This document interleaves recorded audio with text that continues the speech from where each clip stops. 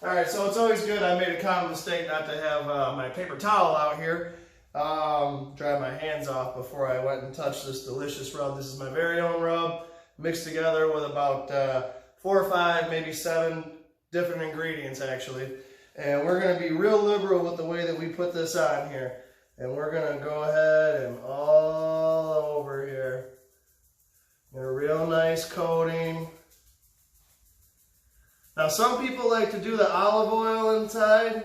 I don't do that, not on the underside. On the underside I prefer just the flavor. It really stocks in and it seeps in real good. You put that olive oil on the underside, kind of just creates a barrier wall, I feel like. Okay? So now we're going to take all this here. Always make sure you have enough. All right. Massage it all in real good. You really want it to stick there.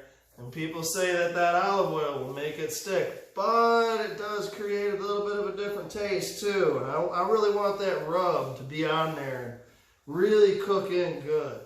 So that's the way we're going to do it. It's all trial and error, especially with people doing barbecue though. Anybody will tell you that. Some days you have good days, some days you have bad days. Can't all be winners. But you can always have a Sam Adams. I'm going to need a beer assistant. I have to try and figure out how Richard Rawlings got his. One big thing that a lot of people forget is to get the side of your ribs. You don't want to just do the under and the top. You are going to eat those sides, so it makes sense to get it over to the side. What I do is I kind of just scoop it into my hand and put it right back on there. It's all a patting game. Get my other one here. Oh. Really don't want to mess up your bottles here. Nobody likes to grab a bottle that's got dried rib rub all over it and blood. Okay.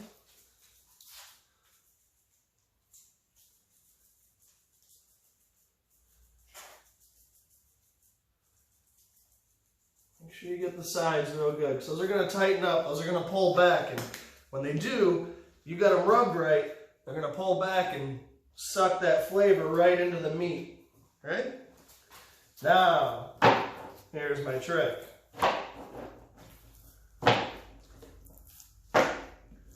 Just so you know, the smokers are already hot, ready to rock.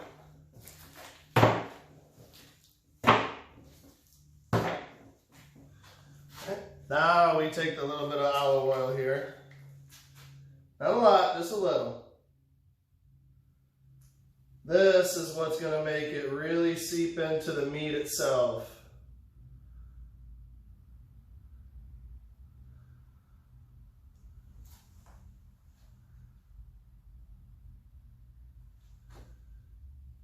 This is how you create those delicious ribs. They have so much flavor into them.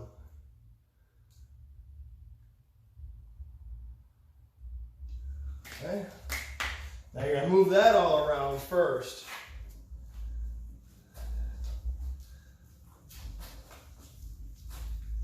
Once you move all that around, now you're ready.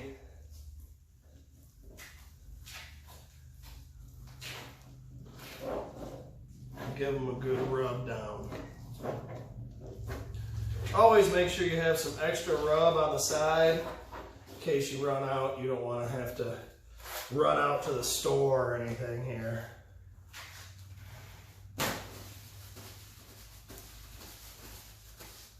All right. Again, you still want to be real nice and liberal with it. Not to be wasting though. You don't need to put so much on that that's all you taste. You still want to taste the meat.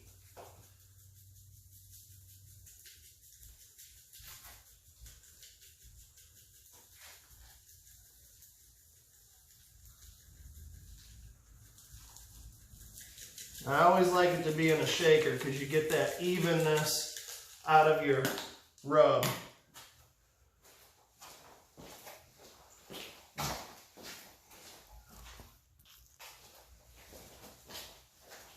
Remember what I said about having that backup? Always got to have that backup. We did run out, but can't skimp on the rub. You got to do it right. You do it right, the people will come back every single time. The rub's not that expensive, so you don't have to too much worry about losing out on it.